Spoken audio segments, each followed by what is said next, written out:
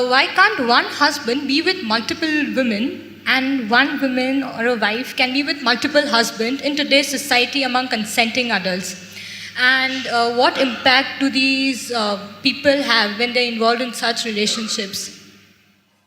Well, there are many aspects. So historically, you know, there has been a Draupadi who had 5 husbands, all right? This has been a matriarchal society where in many parts of the country, even today in some parts of the country, it's still practiced that 5 brothers are married to one woman. These things were done at a certain time when the social situations were such. Or men were married to more than one woman. This was mainly because men died more often than women. Today, both men and women are outside, both may get killed, that's different. But at that time, largely women stayed home because she was continuously pregnant. From the age of 14 to 45, 50, she's almost all the time either she's pregnant or she has a young child. This is how life used to be. So because of that, she stayed home and she took care of the property and the agriculture and stuff. Man went out to do business or for war or something else, he went out. So men always died more often. So generally, in most societies in the past, the number of men was much less than the number of women, always. This has been the state all across the world. So naturally, when so many women were there, they needed care and they needed support in the society, and those days a woman could not exist by herself. Unless she's protected by a male partner, it would be very difficult for her to exist by herself because she would be exploited in so many different ways. So always they attached themselves. So naturally a man ended up having 2, 3 women because the population ratio was like that. But now largely it's leveled out. If some individual does it, it's not an issue, but if that becomes a social norm, then how do you decide somebody has whatever, multiple wives, and how do you decide somebody has no wife? This will become a social, collision, it'll become lot of problems in the society because we may act civilized. I'm very particular, I'm very clear about saying we act civilized, but when we are denied basic things that we need, all our civilization evaporates and we will behave like animals. Yes or no? So, when fundamentals are denied, people will go flashing. So, that's not going to work in today's world. And above all, the woman's condition will become very bad. Those days there was no dearth, if you had land, it was okay. You had 5 wives, it doesn't matter. You had 25 acres, it was good enough, everybody ate well and that's about it. But today our requirements are not just about eating, it's about many things. So that kind of thing will lead to lot of complicated situations in the society. It's better to stick one-on-one and anyway, forever people have been doing their own things beyond the legal relationships. Things have been happening in the societies.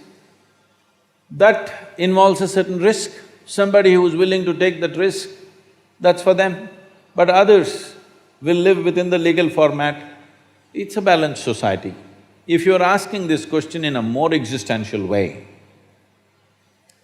well, see, this is a certain framework of not just of bone and muscle and flesh, there is a certain energy framework. Only because of that, it takes certain form. See, if you eat mangoes every day, and let's say a cow eats mangoes every day, at some point will you or the cow get confused whether you're a cow or a human being? Or will the cow get confused? Such a thing never happens because there is a clear-cut inner framework to which flesh and blood is added. But there is a framework, an evolutionary memory framework is there, it never gets broken, isn't it? So in this framework, how strong you keep this framework, how much integrity is there to this energy framework will determine many things about your life, many aspects of your life. Especially if you want to raise this life to another level of function, it's very important you maintain this integrity.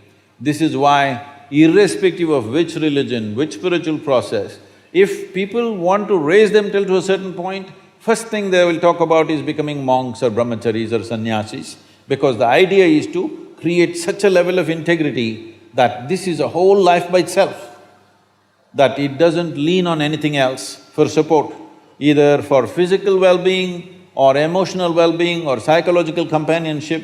It doesn't lean on anything, it stands by itself because you want to take it somewhere else. If you want normal function, these things are not necessary. Now you want to become a rocket which breaks through a certain dimension of space. Now you need to be in a different level of force and integrity, otherwise it'll crack up.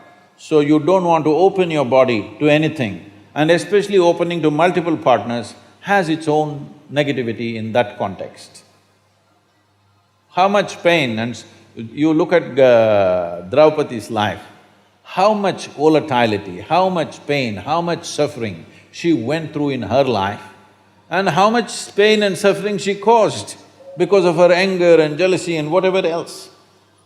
So, these things happen for variety of reasons. You can't blame everything on that one aspect, but that aspect also has a say in these aspects, because you're opening up your memory body, your energetic body, which is essentially ruled by memory, to variety of memories.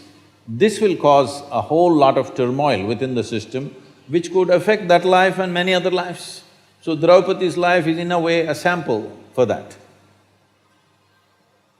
It's not an absolute. This is not an absolute, but this has an influence. Thank you, Sadhguru.